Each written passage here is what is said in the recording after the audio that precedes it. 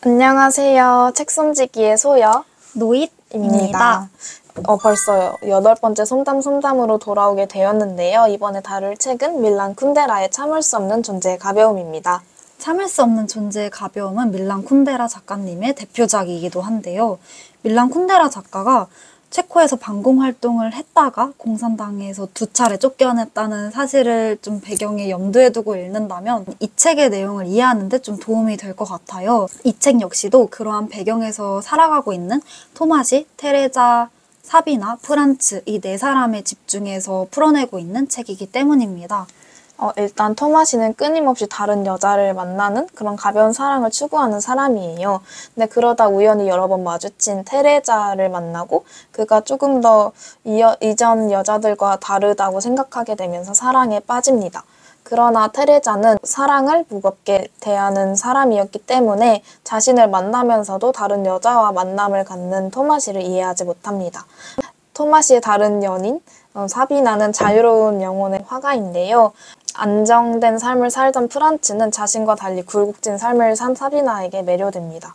이렇게 참을 수 없는 존재의 가벼움은 내 인물이 엮이며 생겨나는 존재와 사랑에 대한 이야기를 철학적인 시각으로 풀어내고 있습니다. 이렇게 줄거리만 들어도 단순하지는 않은 책인 것 같다는 생각이 드는 것 같아요. 소연은 이 책을 읽고 어떤 생각이 들었나요? 일단 이 책을 읽기 전에 저희가 부킷리스트를 함께 만들었잖아요. 그때 노잇이 이 책을 넣어주면서 좀 소개를 간략하게 해주었는데 그때 너무 흥미가 생겨서 저도 이 책을 읽어보고 싶다고 생각을 했어요. 그래서 저는 그 소개를 듣고 이 책은 좀 사랑 이야기가 주될 것이다 라고 생각을 했는데 생각보다 정치적인 배경이나 사회적인 배경이 좀 큰 비율을 차지하더라고요. 그래서 기대보다는 무겁고 좀 어렵기도 했지만 좀 철학하는 시간을 가질 수 있어서 좋았던 것 같아요. 그리고 이 책에는 좀 장이 되게 많이 있는데 그 장이 되게 짧게 넘어가는 부분도 있고 작가가 나타나서 직접 얘기를 풀어주는 경우도 있어서 좀 이런 서술 방식이 흥미로웠던 것 같아요. 노잇은 어땠나요? 저도 처음에는 단순하게 인물들의 좀 여러 가지 형태의 사랑을 엿볼 수 있는 책이라고 생각을 했고 그래서 부킷리스트에 적었었는데 읽다 보니 약간 이들이 처한 환경도 그렇고 그 환경 속에서 이들이 취하고 있는 태도도 되게 가볍게 읽을 수는 없는 부분들이 많았던 것 같아요. 단순히 한 문장으로 정의 내리기 어려울 정도로 철학적이고 심오한 내용을 많이 담고 있다는 생각이 드는데 책의 구성도 그렇고 문체도 그렇고 좀 시적으로 다가오는 부분도 많아서 저도 되게 인상 깊고 좋게 읽었던 것 같습니다. 네, 맞아요. 이 책에서는 기억에 남는 장면이 굉장히 많은데 그 중에서도 어떤 장면이 제일 인상 깊었는지 말해보는 것도 좋을 것 같아요. 일단 저희 같은 경우는 토마시가 자신이 공산주의를 비판하는 그런 기고문 때문에 그 사상을 철회하라는 압박을 받는 장면이 좀 인상 깊었는데요.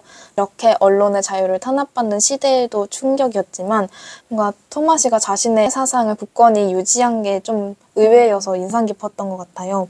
앞서 말했듯이 토마시는 굉장히 사랑을 가볍게 대하는데 작중에서 동료들도 당연히 토마시가 압박을 받았으니 자신의 사상을 철회할 것이다 라고 말을 해요. 저도 그런 쪽이었거든요. 그런데 예상과 달리 정치 쪽에서는 토마시가 자신의 의견을 완전히 굳건히 고수하고 밀어붙이더라고요. 이런 장면이, 이런 면모를 보인 게 저한테 매우 의외였습니다. 사실 토마시가 사랑 앞에서는 되게 가벼운 태도를 보이긴 했는데 정치사회 앞에서는 되게 제법 무겁고 진중한 태도를 보였던 것 같아서 저도 의외였던 것 같아요. 그리고 인상 깊은 장면에 대해 말을 해보자면 저는 토마시가 꿈속에서 자신의 진짜 반쪽의 여자를 만나고 그렇다면 어떻게 해야 하지? 라고 고뇌하는 장면이 가장 인상 깊었던 것 같아요. 참을 수 없는 존재의 가벼움에서 작가는 플라톤의 향연의 유명한 신화 이야기를 들려줍니다. 플라톤의 향연은 사실 옛날에 인간은 양성을 동시에 가졌고 신이 이를 반쪽으로 분리해서 그때부터 인간은 자신의 또 다른 반쪽을 찾기 위해 찾고 헤매는 그런 이야기예요. 그래서 즉 사랑은 자신의 잃어버린 욕망이다 라는 뜻을 가지고 있는 이야기인데요. 토마시는 앞서 좀 정치적으로 좀 압박을 받고 있는 상황에서도 테레자를 사랑하고 싶어 했어요. 그럼에도 자신의 마음 한켠에는 다른 여자와 잠자리를 가지고 싶어 하는 욕구도 계속 자리 잡고 있었던 것 같아요. 그런 혼란 끝에 토마시는 꿈속 이데아의 세계에서 자신의 진짜 반쪽을 만나게 됩니다. 그러면서 고뇌를 하게 되고 또 동시에 테레자의 고통까지 이해하게 돼요. 꿈에서 깨는데 토마시의 옆에서 자고 있는 테레자가 있었습니다. 자신의 손을 잡고 이렇게 잠을 자고 있는 테레자를 보면서 이 순간마저도 정말 표현할 수 없는 사랑을 느끼기도 해요. 저는 이 장면을 보면서 토마시는 왜 이렇게 모순적이고 복잡한 사랑을 하는 걸까? 라는 생각이 들었던 것 같아요. 그러면서 그 모습을 보는 저까지 또 되게 마음이 복잡해졌던 그런 순간이었던 것 같습니다.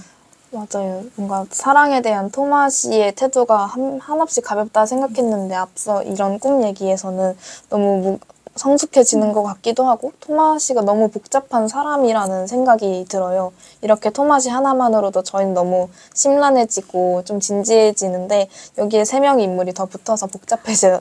그렇다면 토마시와 테레자, 사비나와 프란츠 관계에서 그려지는 뭔가 사랑의 공통점 내지는 차이점이 있다면 무엇일까요?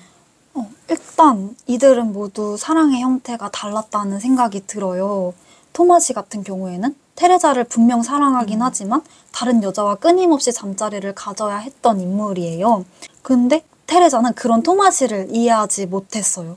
또 그런데 사비나는 그런 토마시를 좀 키치와는 정반대라는 점에서 사랑을 합니다. 저는 이 의미를 좀 토마시가 시대에 굴복하지 않는 그런 모습을 사비나가 사랑한다고 느꼈던 것 같아요. 사비나 역시도 좀 키치라는 세계에 저항하는 인물이기도 했고요. 한편 대학 교수인 프란츠는 그런 자유로운 영혼을 가진 사비나를 또 사랑을 하게 됩니다. 근데 사비나는 프란츠를 또 떠나게 돼요. 저는 이들의 이렇게 복잡하고 다사다난한 사랑 이야기를 읽으면서 이들은 모두 모순적인 사랑을 하고 있는 것 같다는 생각이 들었습니다. 그럼에도 공통점이 있다면 이들의 사랑의 형태가 이들의 기준에서 이들 나름대로의 최선이었을 수도 있겠다라는 생각이 들었고 그들 나름의 진정한 사랑이었으면 좋겠다라는 그런 바람이 들기도 했던 것 같습니다. 저는 이들의 사랑이 그들에 한해서는 좀 진정한 사랑이었다? 이 생각은 그렇게 거기까지는 도달하지 못했던 것 같은데 그렇게도 읽을 수 있을 것 같아요. 저는 그에 비해서 조금 간단하지만 두 쌍의 연인의 공통점이 있다면 뭔가 사랑을 하고 있지만 한쪽은 분명히 외로워 보인다는 것 같아요.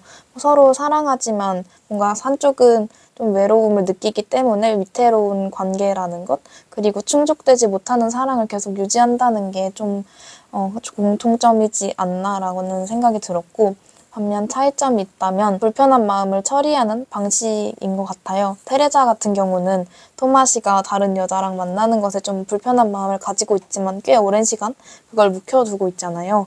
그에 비해서 사비나는 프란츠와 관계를 가지면서 맞지 않는 부분이 있다. 맞지 않는 것 같다라는 판단이 딱 들었을 때 그를 바로 떠난다는 점에서 뭔가 이런 불편한 마음을 처리하는 방식, 이런 기간이 좀 차이가 있지 않나 이렇게 생각을 했습니다.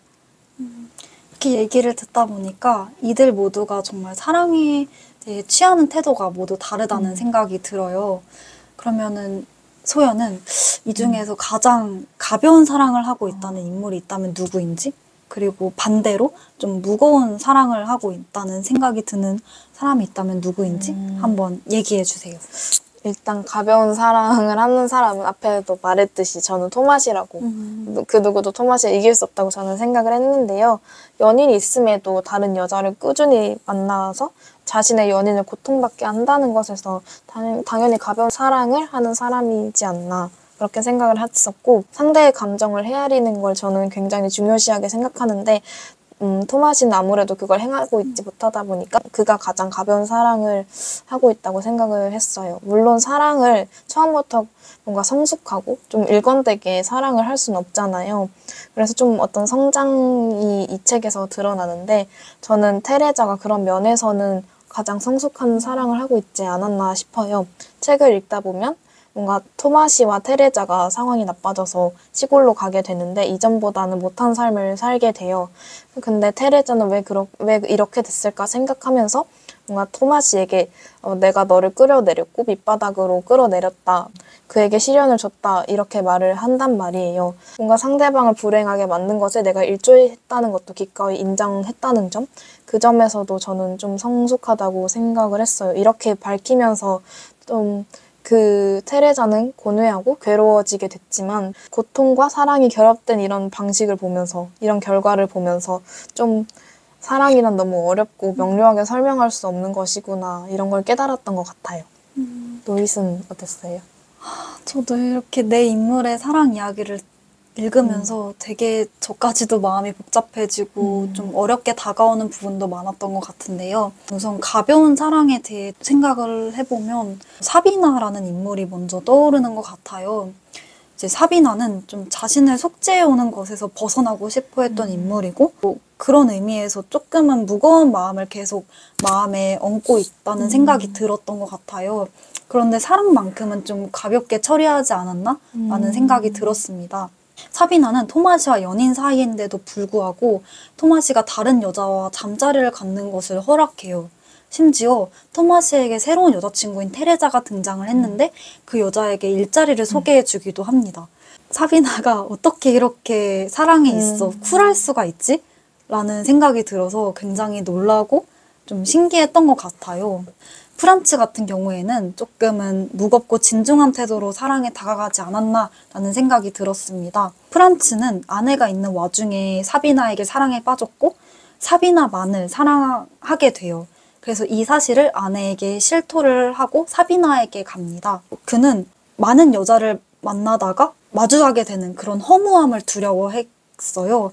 그래서 한 여자만을 사랑을 합니다. 그런 의미에서 사랑에 있어 굉장히 좀 진실하고 신중한 태도를 보이지 않았나라는 생각이 들었던 것 같습니다. 이렇게 이 책에서는 4명의 인물이 각각 사랑을 대하는 방식이 다 달라요. 그럼 이 주인공들 중에서 누구의 사랑 방식에 가장 공감할 수 있었나요? 사실 딱 한 사람을 꼽기가 조금은 어려운 것 같아요.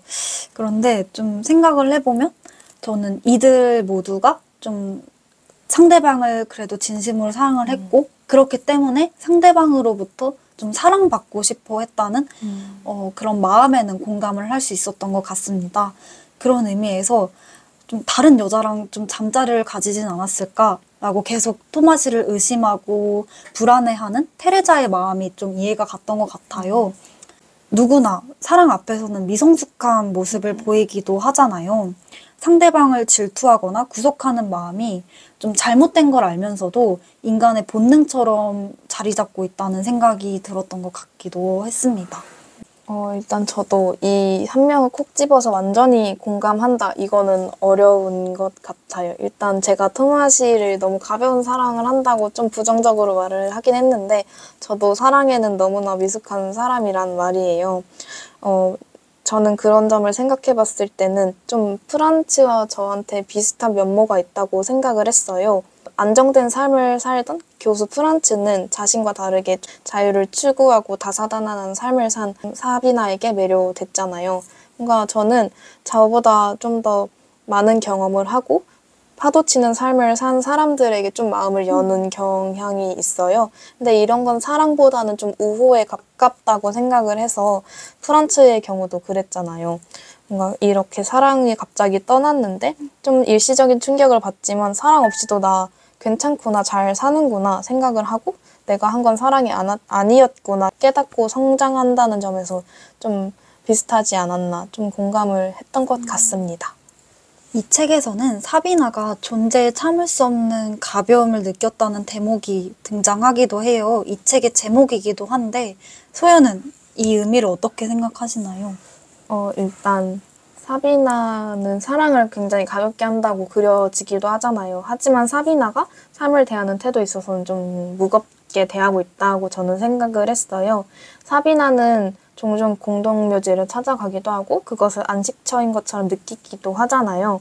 뭔가 묘지라고 생각한다면 죽음과 바로 직결되는 그런 결과로 볼 수 있을 것 같아요. 사비나는 자유를 추구하는 사람이기도 하고 죽음은 뭔가 지배에서 완전히, 탄압에서 완전히 벗어난 상태라고 생각을 했어요.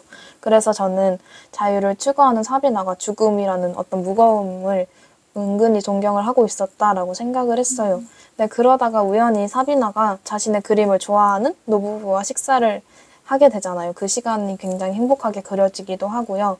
그러면서도 죽음을 동경했던, 죽음을 지향했던 사비나가 뭔가 이런 가볍고 행복한 삶이 좀 유지되었으면 좋겠다라는 마음이 자신도 모르게 피어나는 걸 좀 말하는 게 아닐까. 이렇게 좀 무거움에서 가벼움을 지향하는 걸 좀 참을 수 없는 가벼움이라고 저는 표현했다고 생각을 했습니다. 노잇은 어땠어요? 맞아. 사비나가 사실 좀 가벼움의 연속성상에 있었다는 생각이 들어요. 본인 역시도 좀 가부장적인 아버지로부터 도망쳐 왔고 또 소련이 체코를 침공하자마자 스위스로 망명하기도 해요. 이렇듯이 좀 자유롭고 가벼움을 추구하는 인물인데 그런 가벼움 사이에서 결국엔 무거움을 느낀 것 같다는 그런 느낌을 많이 받았던 것 같습니다. 작가는 사비나를 키치와 투쟁하면서 살아간다고 표현을 하기도 해요. 또 키치를 사비나의 적이다라고도 표현을 합니다. 그런데 앞서 말했듯이 사비나가 노부부와 행복한 식사를 하고 또 토마시 아들로부터 토마시와 테레자의 소식을 전해 들으면서 약간 자신이 벗어나고 싶어 했던 키치의 세계에서 절대 벗어날 수 없다는 걸 깨닫고 존재에 참을 수 없는 가벼움을 느끼지 않았나라는 생각이 들었습니다. 일단 노잇의 답변에서도 그렇고 책에서도 굉장히 키치가 많이 언급이 돼요. 그럼 이 키치는 무엇이고 이 작품에서 어떻게 작용되고 있을까요? 우선 키치는 사전적인 의미로는 천박하고 저속한 모조품 혹은 대량 생산된 좀 싸구려 상품을 뜻하는 단어입니다. 이 책에서는 좀 겉과 속이 다른 위선을 뜻하는 단어로 생각을 했어요. 겉으로는 조국과 민족을 위한다고 하지만 실상은 그렇지 않은 공산주의 정치인들을 비판하는 의미가 담겨 있다는 생각이 들었습니다. 그런데 약간 책을 읽다 보면 이렇게 단편적인 의미로는 받아들일 수는 없다는 생각이 들어요. 왜냐하면 키치에 대한 좀 심오한 문장도 많이 등장을 하거든요. 예를 들면 인간은 키치와 떨어질 수 없는 존재다 라든지 또 모든 인간 사이의 유대감은 키치의 근거에서 발생한다 라든지 키치라는 단어 자체는 좀 모순 사이에서 갈등하는 인간의 심리를 관통하는 단어로 쓰이지 않았나라는 생각이 또 들었던 것 같습니다. 소연 어땠나요? 일단 키치라는 단어를 좀 몇 년 전부터 좀 많이 사용해오고 있잖아요. 근데 이 책에서는 그 키치와는 평소에 쓰는 키치와 이 책에서 등장하는 키치는 다른 의미를 담은 것 같았어요. 저는 일단 키치를 대중적이지 않은 것에 대한 비판한다 이런 느낌으로 받아들였어요. 공산주의 그리고 사비나와 토마시의 관계를 좀 부정적으로 바라보는 시선이 이에 해당될 수 있겠다라는 생각이 들었어요. 어떤 대상이 평범하지 않아서 좀 보통에 준하는 행동을 하지 않아서 좀 비판을 하는 것 그리고 비판하는 걸 정당화하는 걸 좀 꼬집는 용어가 아니었나라는 생각이 들었고 이렇게 대중적이지 않은 것을 비판한다는 걸 비판한다? 약간 이렇게 의미를 정립하기도 했지만 뭔가 이 키치를 비판으로 받아들여야 하는지 비판에 대한 비판으로 받아들여야 하는지 저 안에서도 완벽하게 좀 재정립이 되진 않은 것 같아요. 이 키치라는 두 글자가 아직도 제게 많은 고민을 남겨주었습니다. 그리고 이 책에서는 키치만큼이나 강조되는 문장이 있는데요. 에스무스사이는 그래야만 한다라는 의미를 담은 독일어 문장이에요. 작중에서 이 문장이 가지는 의미는 무엇일까요? 사실 저는 소설에도 운율이 있다면 이렇지 않을까라고 싶을 정도로 그래야만 한다라는 독일어 문장이 굉장히 많이 등장을 했다는 생각이 들었어요. 저는 약간 역전되는 상황에 이 문장이 특히 많이 쓰였다는 생각이 들었는데요. 좀 가벼운 사랑만을 추구했던 토마시가 좀 테레자를 만나고 좀 이전과는 다른 격렬한 사랑을 느끼게 되는 것처럼 가벼움과 무거움이 역전되는 상황에 이 문장이 특히 빛을 발했다는 생각이 들었습니다. 사실 우리는 삶을 살아가면서 정말 많은 우연을 마주하게 되고 정말 많은 선택을 하게 되는 것 같아요. 여기서 그래야만 한다라는 문장을 삽입을 하게 된다면 이 상황을 운명론적으로 만들고 또 그에 순응하게 되는 태도를 만들어내는 것 같다는 생각이 들었어요. 이게 이 책의 서두에서도 언급했던 니체의 영혼회귀랑도 좀 연결되는 부분이 있다고 생각이 들었습니다. 저 같은 경우에는 이 문장을 읽고 왜 그래야만 할까라는 질문을 던졌던 것 같아요. 그래야만 한다는 건 당연히 이것을 따라야 한다는 건데 이 문장에 쓰인 그런 순간이 좀 미묘하다는 생각도 들었던 것 같아요. 일단 뭔가 사람이라면 뭔가 당위성을 택하고 싶은 마음이 좀 주문처럼 좀 뭔가 신념처럼 마음에 자리 잡았는데 또한 뭔가 이렇게 당위성을 따르고 싶지 않은 그런 마음이 좀 피어나기도 하잖아요. 이렇게 상반되는 마음이 충돌하는 순간순간 이 문장이 쓰였다고 저는 생각했습니다. 네, 이렇게 지금까지 밀란 쿤데라의 참을 수 없는 존재의 가벼움을 함께 살펴보았는데요. 참 쉽지만은 않은 책이었던 것 같아요. 맞아요. 이 책은 읽어보신 분들도 많고 읽으려고 시도해보신 분들도 많을 거라는 생각이 드는데요. 읽고 나서 이 책 어땠는지 댓글로 감상 많이 남겨주세요. 그럼 오늘의 송담송담은 여기서 마치도록 하겠습니다. 다음 영상에서 만나요.